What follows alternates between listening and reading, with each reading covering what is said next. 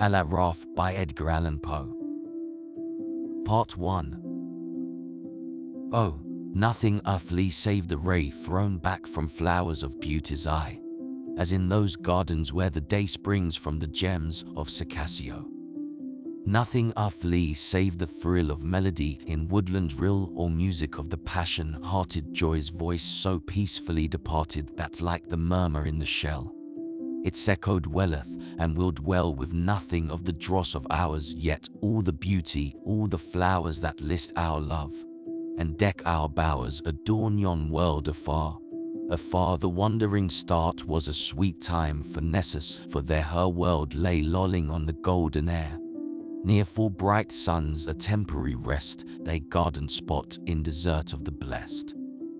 Away mid seas of rays that roll empyrean splendor o'er th' unchained soul, the soul that scarce the billows are so dense can struggle to its destined eminence to distant spheres.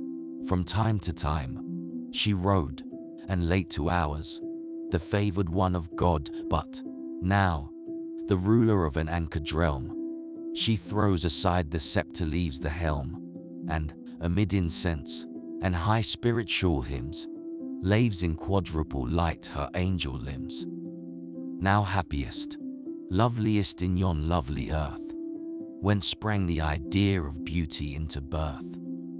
Falling in reefs throw many a startled star, like woman's hair mid pearls, until, afar, it's lit on hills Archaean, and there dwelt she looked into infinity and knelt.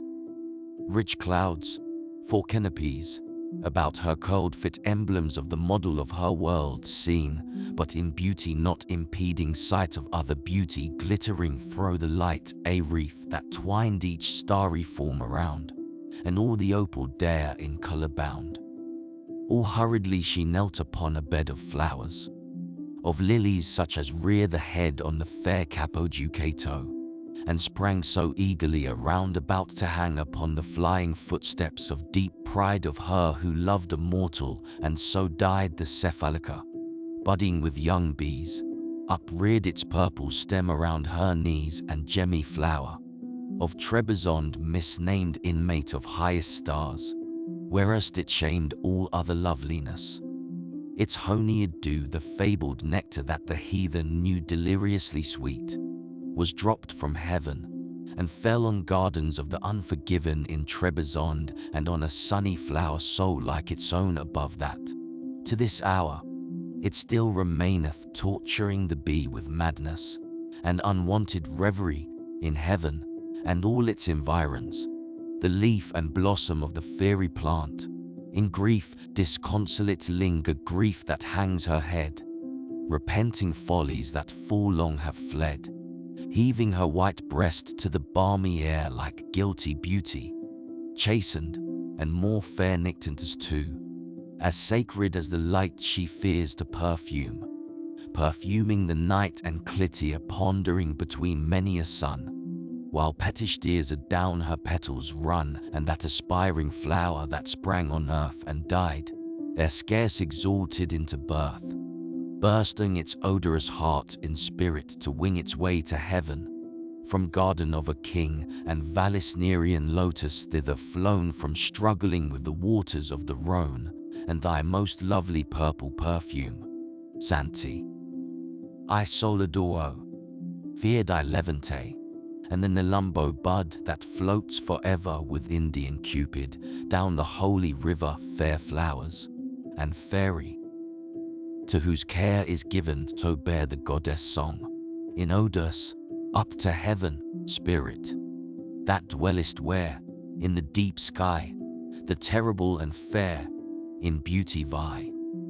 Beyond the line of blue, the boundary of the star which turneth at the view of thy barrier, and thy bar of the barrier overgone by the comets who were cast from their pride, and from their throne to be drudges till the last, to be carriers of fire, the red fire of their heart, with speed that may not tire, and with pain that shall not part, who lives that we know in eternity we feel, but the shadow of whose brow what spirit shall reveal.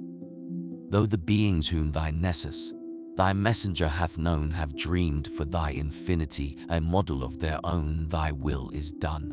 O God, the star hath ridden high thro' many a tempest, but she rode beneath thy burning eye, and here, in thought, to thee in thought, that can alone ascend thy empire, and so be a partner of thy throne, by winged fantasy. My embassy is given till secrecy shall knowledge be in the environs of heaven. She ceased and buried then her burning cheek abashed, amid the lilies there, to seek a shelter from the fervor of his eye, for the stars trembled at the deity. She stirred not, breathed not, for a voice was there, how solemnly pervading the calm air, a sound of silence on the startled deer, which dreamy poets name the music of the sphere. Ours is a world of words. Quiet we call silence, which is the merest word of all. Here nature speaks, and even ideal things flap shadowy sounds from visionary wings, but are not so when, thus, in realms on high, the eternal voice of God is passing by, and the red winds are withering in the sky. What though in worlds which sightless cycles run linked to a little system, and one sun where all my love is folly, and the crowd still think my terrors but the thundercloud, the storm, the earthquake, and the ocean wrath are? Will they cross me in my angrier path?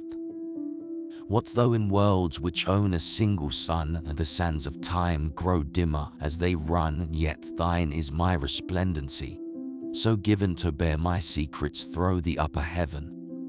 Leave tenantless thy crystal home, and fly, with all thy train, athwart the moony sky apart like fireflies in Sicilian night, and wing to other worlds another light.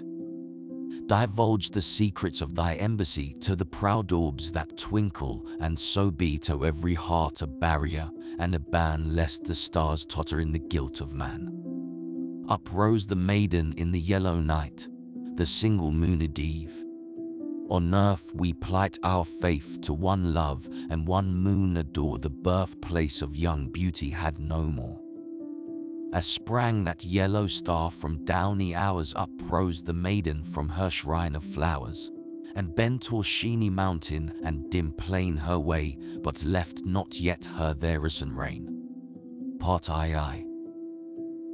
High on a mountain of enamelled head, such as the drowsy shepherd on his bed of giant pasturage lying at his ease, raising his heavy eyelid, starts and sees with many a muttered hope to be forgiven what time the moon is quadrated in heaven of rosy head, that, towering far away into the sunlit ether, caught the ray of sunken suns at eve, at noon of night, while the moon danced with the fair stranger light. Upreared upon such height arose a pile of gorgeous columns on the unburthened air, flashing from Parian marble, that twin smile far down upon the wave that sparkled there, and nestled the young mountain in its lair. Of molten stars their pavement, such as fall thro' the ebon air, besilvering the pall of their own dissolution, while they die, adorning then the dwellings of the sky. A dome, by linked light from heaven let down, sat gently on these columns as a crown, a window of one circular diamond. There, looked out above into the purple air, and rays from God shot down that meteor chain, and hallowed all the beauty twice again, save when, between them Pyrrhian and that ring, some eager spirit flapped his dusky wing. But on the pillars seraphies have seen the dimness of this world, that greyish green that nature loves the best, for beauty's grave lurked in each cornice, round each architrave, and every sculptured cherub thereabout, that, from his marble dwelling, vent your doubt, seemed to flee in the shallow of his niche. Archaean statues in a world so rich, friezes from Tadmor and Persepolis from Baalbek, and the stilly, clear abyss of beautiful Gomorrah. Oh, the wave is now upon thee, but too late to save. Sound loves to revel near a summer night. Witness the murmur of the great twilight that stole upon the ear, in narrow, of many a wild stargazer long ago that stealeth ever on the ear of him who, musing, gazeth on the distance dim, and sees the darkness coming as a cloud, is not its form, its voice most palpable and loud. But what is this? It cometh and it brings, O music, with it is the rush of wings, a pause and then a sweeping, falling strain, and Nessus is in her halls again. From the wild energy of wanton haste her cheek was flushing, and her lips apart, and zone that clung around her gentle waist had burst beneath the heaving of her heart. Within the center of that hall to breathe she paused and panted, Santh.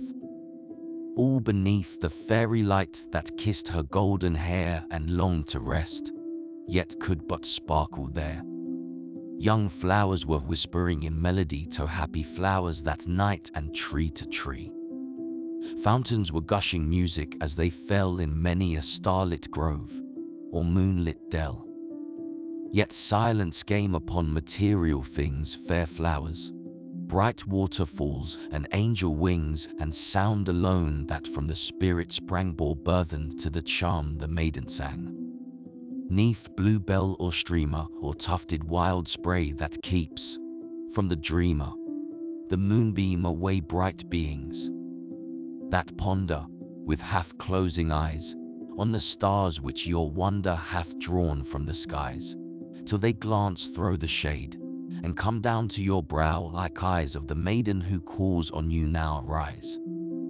From your dreaming in violet bowers, to duty beseeming these star-litten hours, and shake from your tresses encumbered with dew the breath of those kisses that cumber them too. Oh, how, without you, love, could angels be blessed?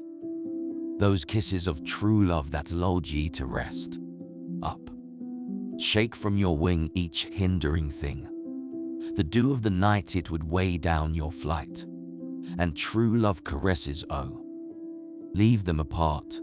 They are light on the tresses, but hang on the heart. Ligeia, Ligeia, my beautiful one, whose hoshest idea will to melody run. Oh, is it thy will on the breezes to toss, or capriciously still, like the lone albatross, incumbent on night as she on the air, to keep watch with delight on the harmony there? Ligeia, wherever thy image may be, no magic shall sever thy music from thee. Thou hast bound many eyes in a dreamy sleep, but the strains still arise which thy vigilance keep, the sound of the rain which leaps down to the flower, and dances again in the rhythm of the shower. The murmur that springs from the growing of grass are the music of things, but are modeled, alas. Away, then, my dearest, oh, hie thee away to springs that lie clearest beneath the moon rate, to lone lake that smiles, in its dream of deep rest, at the many star isles that injewel its breast, where wild flowers, creeping, have mingled their shade. On its margin is sleeping full many a maid. Some have left the cool glade, and have slept with the bee. Arouse them, my maiden, on moor and lea go. Breathe on their slumber, all softly anear, the musical number they slumbered to hear. For what can awaken an angel so soon, whose sleep hath been taken beneath the cold moon, as the spell which no slumber of witchery may test, the rhythmical number which lulled him to rest? Spirits in wing, and angels to the view, 1,000 seraphs burst them Pyrean throw, young dreams still hovering on their drowsy flight, seraphs in all but knowledge. The keen light that fell, refracted, throw thy bounds, afar, O death, from eye of God upon that star. Sweet was that error, sweeter still that death, sweet was that error. Even with us the breath of science dims the mirror of our joy. To them 'twere the simoom, and would destroy, for what to them availeth it to know that truth is falsehood, or that bliss is woe? Sweet was their death, with them to die was rife with the last ecstasy of satiate life. Beyond that death no immortality, but sleep that pondereth and is not to be, and there, oh, may my weary spirit dwell apart from heaven's eternity, and yet how far from hell. What guilty spirit, in what shrubbery dim, heard not the stirring summons of that hymn? But too, they fell. For heaven no grace imparts to those who hear not for their beating hearts. A maiden angel and her seraph lover, oh, where and ye may seek the wide skies over was love, the blind, near sober duty known. Unguided love hath fallen mid tears of perfect moan. He was a goodly spirit he who fell, a wanderer by mossy mantled well, a gazer on the lights that shine above, a dreamer in the moonbeam by his love. What wonder? For each star is eye like there, and looks so sweetly down on beauty's hair, and they, and every mossy spring were holy to his love-haunted heart and melancholy. The night had found to him a night of war upon a mountain crag. Young Angelo beetling it bends athwart the solemn sky, and scowls on starry worlds that down beneath it lie. Here sate he with his love, his dark eye bent with the gull gaze along the firmament. Now turned it upon her, but ever then it trembled to one constant star again. I and thee, dearest, see, how dim that ray, how lovely 'tis to look so far away. She seemed not thus upon that autumn eve I left her gorgeous halls nor mourned to leave.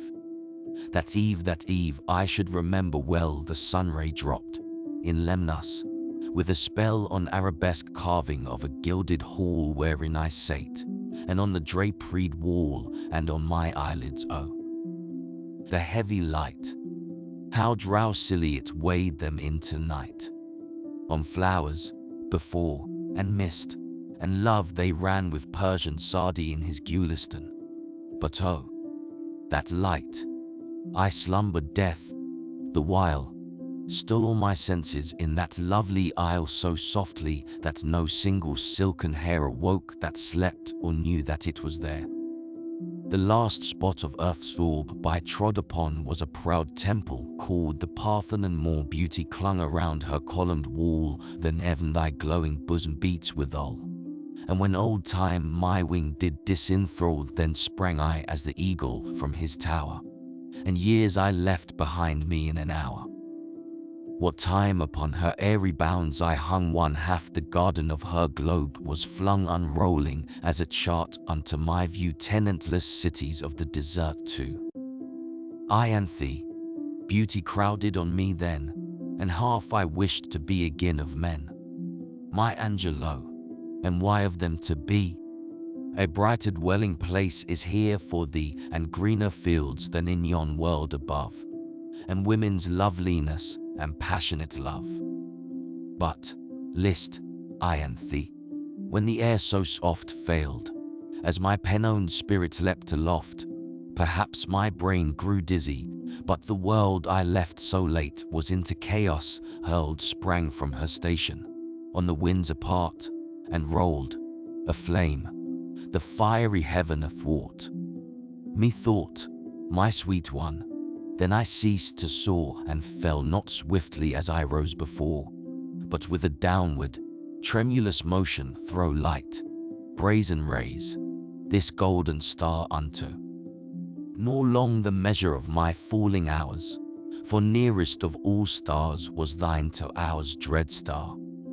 That came, amid a night of mirth, a red dallion on the timid earth. We came and to thy earth, but not to us be given our Lady's bidding to discuss.